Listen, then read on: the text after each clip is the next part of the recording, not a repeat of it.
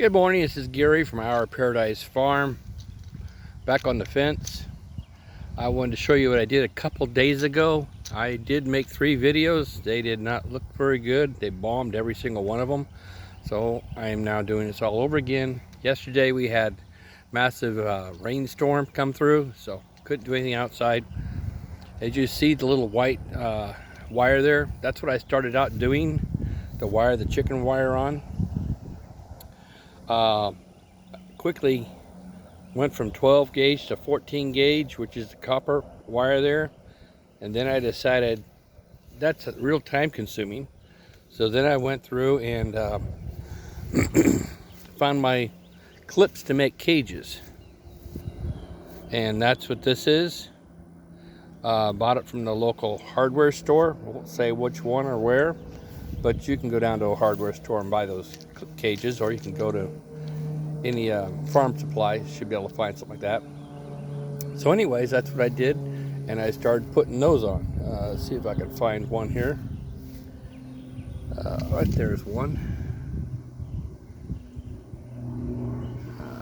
Here. And what I did is basically I did it also above there and on down, and then every other tine on the very bottom, every other square, to make sure the wire is pressed down so any predators don't dig underneath the fence.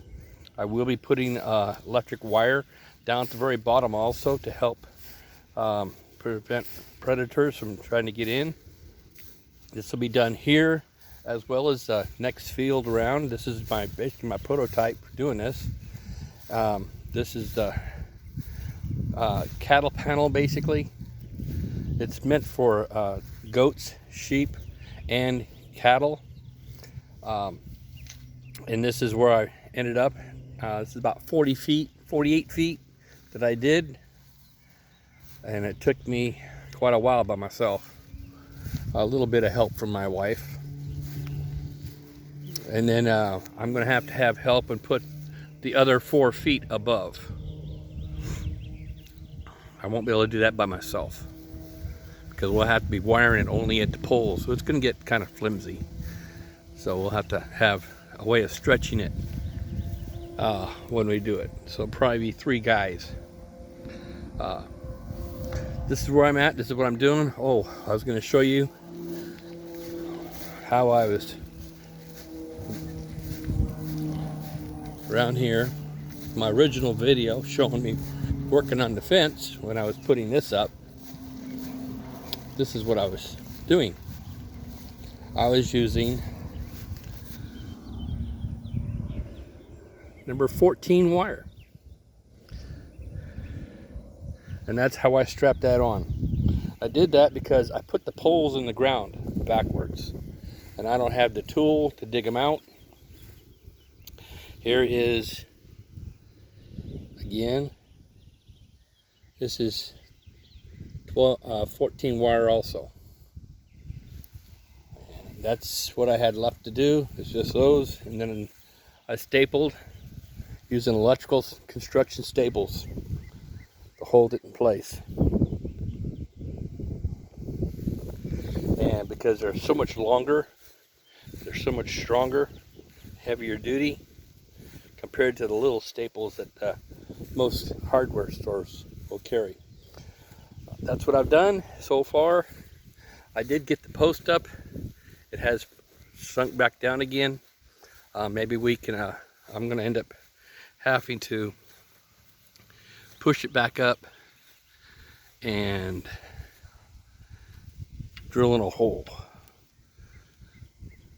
through here, bolting this into that, and that will hold it in place. But until then, it is strapped in place and it's not going anywhere. So if a good gust of wind, and we get a lot of good gust of wind out here, the pole won't move.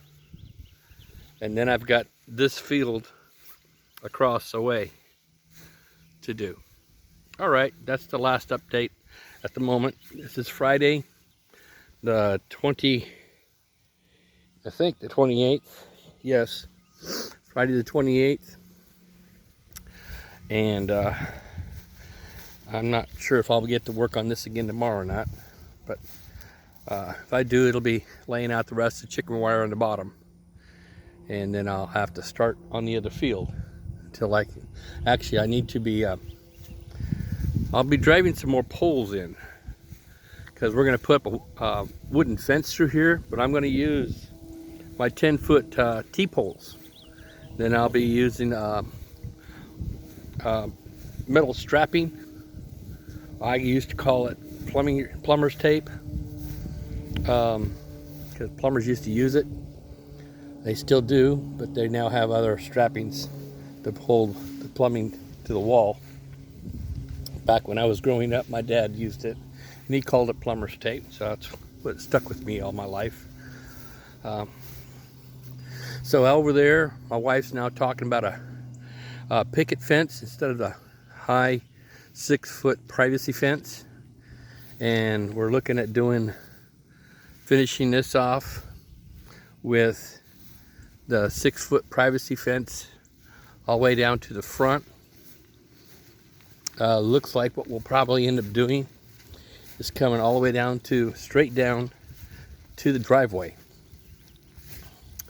and then following the driveway around to the front, so the little dogs that we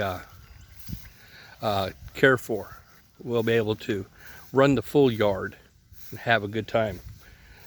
We take care of my wife's thinking of doing care for senior doxies that have lost their previous owners due to age or death, and they have no place to go. So this is one of the things we like doing, is giving them a safe place at the end of their life to go to. And this way we can have a large field for them to run around, be caretakers for them, so they can be adopted again to somebody else and have a new home. So we're just basically be a stopover, and this would be a good place, a good stop, good way of doing that. So you have a great day, and we'll talk to you and catch you on the flip side. Talk to you later. Gary from Our Paradise Farm, Brat, Florida. Have a great day.